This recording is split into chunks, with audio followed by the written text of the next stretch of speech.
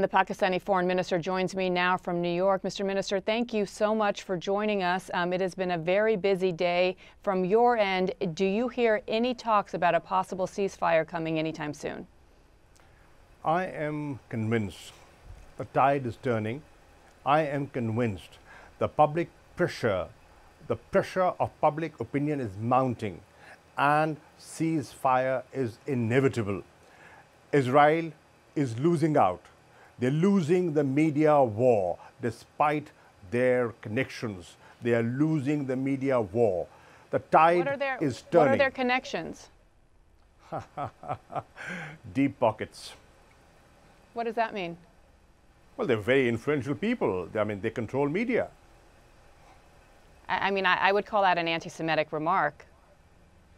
Well, you see, the point is they have a lot of influence and they get a lot of coverage. Now, what has balanced that is the citizen journalist who has been reporting, sharing video clips, and that has jolted people and that has woken up people, and people who were sitting on the fence are today speaking up. Do you see how in different capitals of the world, in London, in Madrid, in Michigan, Chicago, every place from Sydney to the European capitals, people have come out and saying, put an end to this insanity. They're calling for an immediate ceasefire. Now, the Security Council has failed in forging a joint statement and coming out with a joint statement and forging a consensus.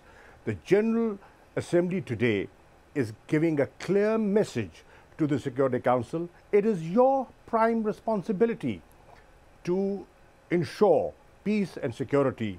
Please live up to the UN Charter.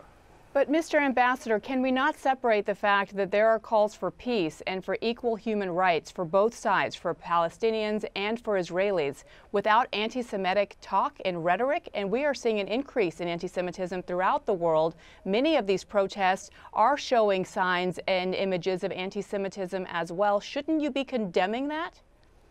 I will not justify any rocket attacks, and I cannot justify and I cannot condone the aerial bombardment that is taking place. But what about anti-Semitism? And what about Hamas's role in stopping the rockets? I am saying when you do not engage, when there are no negotiations, when there is occupation, when there's genocide, when there's war crimes, when there's ethnic cleansing, then an extremist element takes advantage of that situation.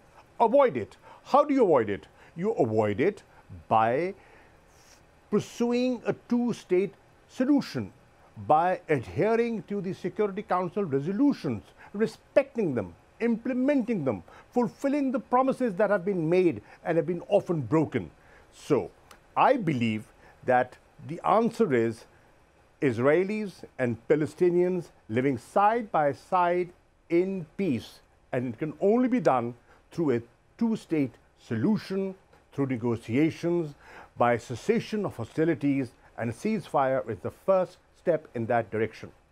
Does that include condemning anti-Semitism and condemning statements? I am not justifying any of that. You began this conversation. I am so sorry. There are so many things I want to talk to you about, but I personally am offended as a journalist. You began this conversation by saying that Israel, suggesting that Israel has, quote, close friends and powerful friends in the media. That is an anti-Semitic trope. No, no. What I'm saying is the perception. Look at the perception the world has. You cannot ignore that, ma'am. But that's a wrong perception. Could be wrong, but that's the perception. Negate it. Well, negate it. By giving a balanced coverage, negate it. The onus is not on those who are being accused of things that aren't true. It's on people like you in powerful positions to say that that's wrong. Well, what we are saying, what is wrong, and I'm not shying away from that. What I'm saying is, this insanity must come to an end. We must promote dialogue. We must sit and talk, and we must promote peace. Israelis and Palestinians, everybody has a right to live. They have a right to protect their children. Look at what's happening. 230 innocent people have been killed. More than 50,000 people have been displaced. 50 schools have been bombed. Hospitals have been targeted. Red Cross has been targeted. The AP office, media outlets have been targeted. And what they're saying is, okay, if you think there was Hamas presence there, why don't you have an independent investigation?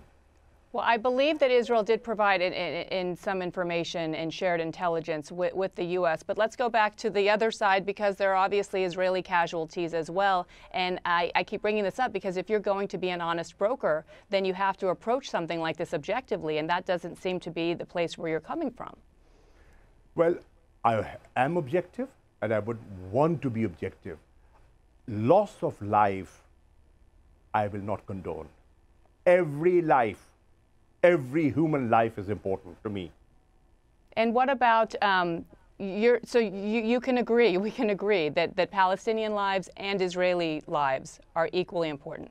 They're important, yes, they are.